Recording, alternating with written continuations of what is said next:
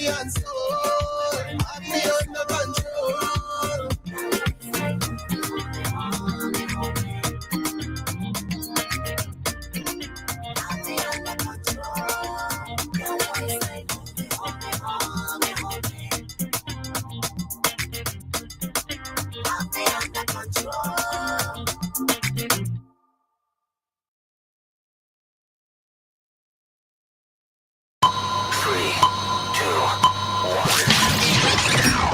WEFM is SVG.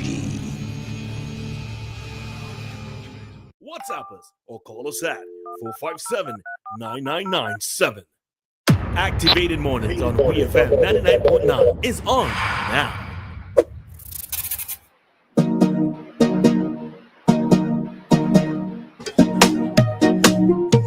It is 7:45 and we are back with more talk time here on Activated Mornings with Roleza and Dianna. And at this time, we are joined by Kingsley DeFreitas, who is going to bring to us his morning commentary. Kingsley, good morning.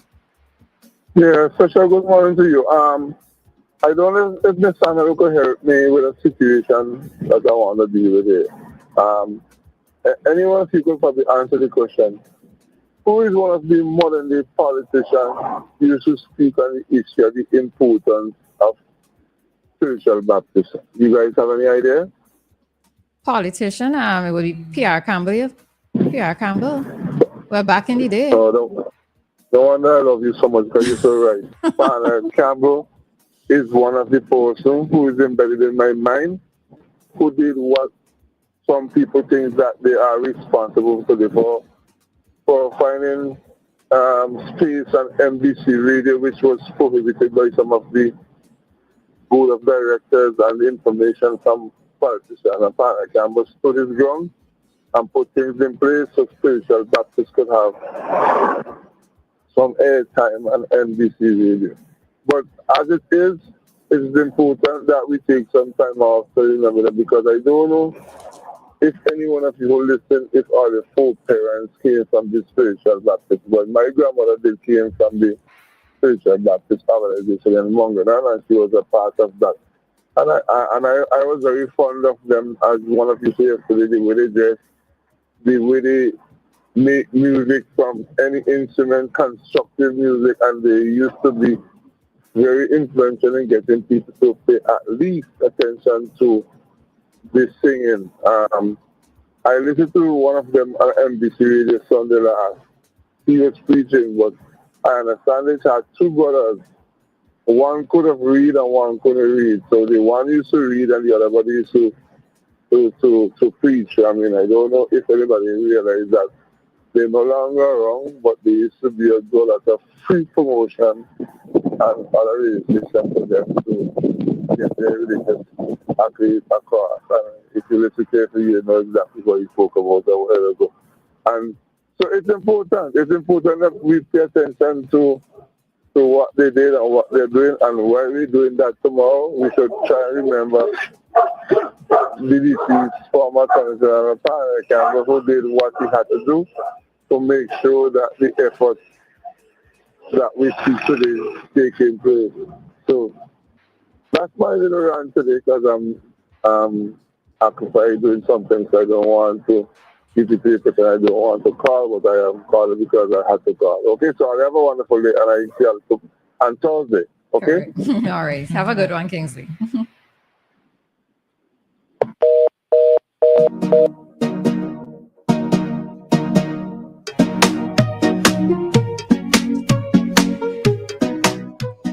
All right, there you have it. That was our second commentary for the morning, and that came from Mr. Kingsley DeFreitas. There he was. All right. So he was speaking about the spiritual Baptist faith here. I'm speaking about Mr. Panel Campbell and his role in getting them some airtime on the radio.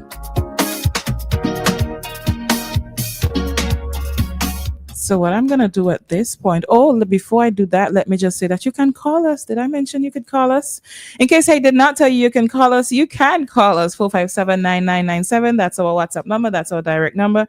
You are free to call us. But at this time, I'm going to turn over to Miss Roleza so that she could say what she got to say. All right. Right. So I think one of the things, so I was very young when Pierre Campbell joined the spiritual Baptist movement. And I suppose him joining at that time sort of put the movement in a different light for me, right?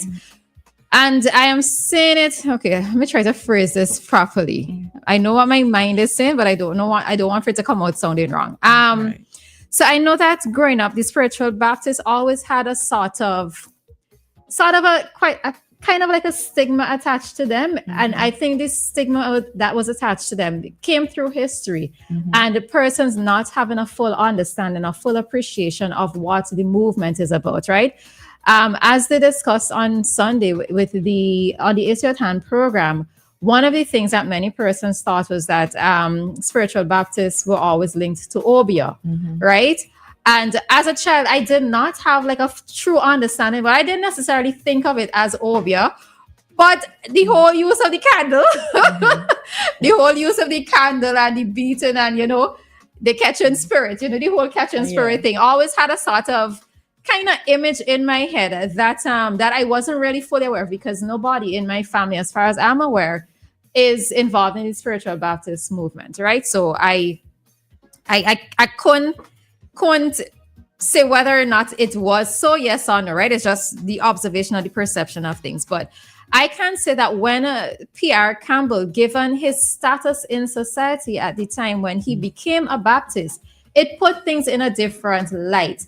And it sort of probably made some of us, and I was very young, so my thoughts process would have been a little different back then, but it sort of maybe legitimized it in a sense, maybe give the movement some respect and some honor and some recognition because of him joining the movement. Now, looking back, me thinking of it back then, it shouldn't really have been that way, right? Because persons should be free to join whatever religion they want, and it shouldn't take somebody within a particular level within society to legitimize it or to give it some respect and to give it some honor. It shouldn't have taken that, but that was the way in which I viewed it when it is that he joined the movement. So I really can't say too much on it because, again, as I said, I was very young, and right. But and I still don't know a lot about the Baptist movement. I'll be very honest. I honestly don't. Interestingly, there is a Baptist church in Clare Valley, but the random times when I happen to pass early on a Sunday morning,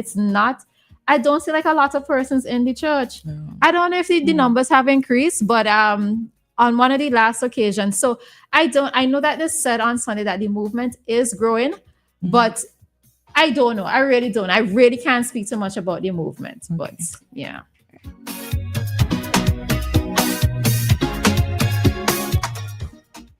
Well, I didn't know about the panel Campbell part for sure, but I know that you're not the only person that thought of them in the way that you did, because that's something that's just been passed down throughout the society, and other persons who are not spiritual Baptists in the society do help to promote that to some extent. There are persons who will say that. I'm hoping that with all the education that is taking place now, with all that is happening, that some of that could just fade away, because we will have a better understanding. One of the things that I think we ought to do as well is to seek to, especially when we become adults and we start to get a little bit more wise, we start to learn a little bit more about life. Some things that we don't understand is to find out about it. That's what I am doing now when it comes to a lot of the things in society that I was told whether to follow or to not follow, to like or not to like. I'm deciding for myself. I'm not following necessarily what was passed on, because we know how history could be.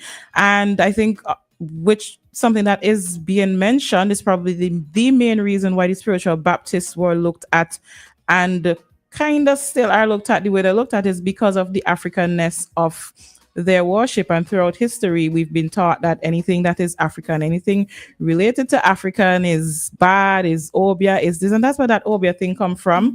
And for most of us, we did not seek clarification. We did not go to look to see where this thing is coming from. But now we are in the era where we're being a little bit more educated, so we're understanding that a lot of things that we look at in the society in a negative light are simply because they have some sort of Africanness in them. And that is what was promoted back in the day, that anything from Africa, strange enough, they want Africa's resources and Africa's people to do all of their stuff. But they had this image that anything from Africa is bad. They don't know anything. They need education. They need religion. They need this. They need that. And so it is. But I must say, like I said yesterday, one of the things that I have observed about the spiritual Baptists, we will take this call and then we'll get back to that. Hello, caller. Good morning. Yeah, good morning. Good morning to you ladies. Morning. Yeah, Roleza is correct in terms of the stigma within the Baptist movement. Otherwise known back in the days as converted, which I didn't understand the word meaning converted. And they also used to be called Nyamdong religion, it being that they were the ones back in the days when you used to have somebody died in the neighborhood, like what they have now they call repast.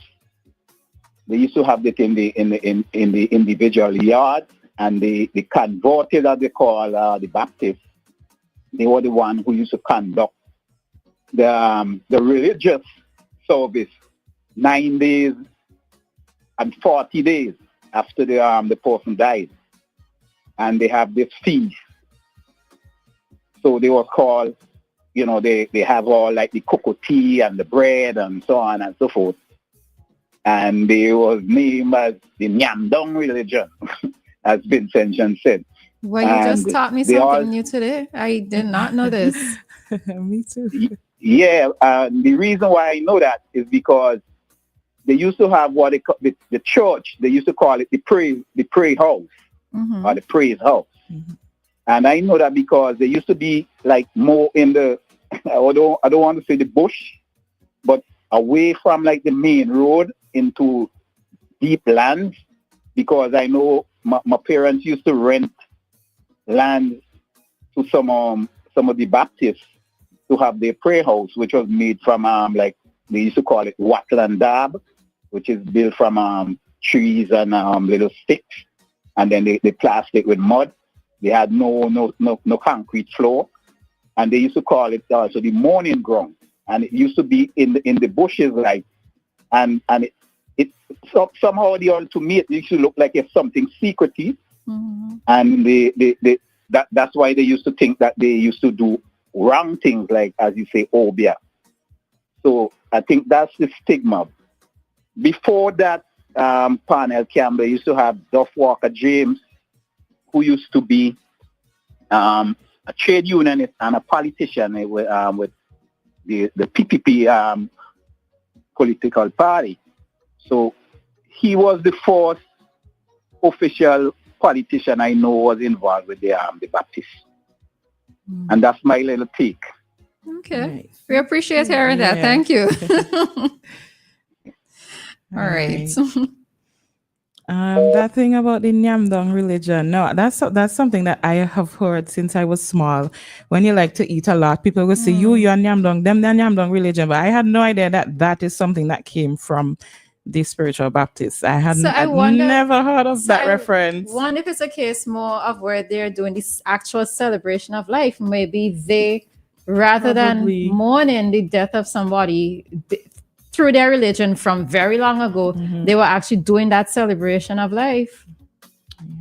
It's interesting. It's interesting. It's very interesting. Yeah. The caller was mentioning the where they would put their praise houses, but that was because of the the persecution, basically, because their style of worship was not accepted. So they used to take their build away from the society. Basically, I'm from the knowledge that I have thus far. Any sort of African spirituality or any African spiritual practice is referred to as Obia. And I think that as descendants of Africa, we can't continue to promote that narrative. That's me personally. Like, we have to stop that, because that's something that came from back in the day, and we ain't them folks back in the day. So now I think we ought to do something a little bit better. There is another thing that was mentioned, the whole thing of catching spirit. I remember one time a lady, not a spiritual Baptist, another Christian lady, had said to me, I don't know how the discussion came up, but she was like, them people there, them they just deal with spirits. And I don't think it's, you could take the call. Probably after, because we have to go into the other. Okay. But but I don't. So to the person who's calling, after 8, we would take the call. So I see who it is. I would message you. We could take the call after 8. All right. But I just saw Dianna to finish. Yeah. So I don't think that it makes sense for any religious denomination, especially the ones here, to accuse the spiritual Baptists of catching spirit. Every single one of them catch spirit. But you really think about that's it. What just crossed my mind when you talk about, so we demonize them for what they call catching spirit. But there are other religions where they put their hand on somebody's head and they fall back. And so what is it? Isn't that the Holy Spirit that that is also being claimed to go into the individual? So it's interesting. It's interesting how I mean, when you're speaking in tongues, what is that as well? You know? So why is it? And that's the whole thing. It came from a Caucasian perspective, or it started with a Caucasian perspective where that was okay. The Holy Spirit entered the person, and that's okay. But if we as Black people catch spirit, then it's bad. Yeah. Yep. It's all interesting, folks. So what I just want to leave you with, as people who are descended from Africa, we have to change that narrative, because those are our people, and these are some of the traditions that came over with our people. And we have to understand that through colonization was never meant to be anything good for us, and they just painted Africa in a bad light, except for the gold and the people that they wanted to work and all of that they're taking. Everything else they painted in a bad light, right? So with that, it is 8:01. And we are heading out of this talk segment. Remember that our time check came to you by the New Haven Funeral Home. Death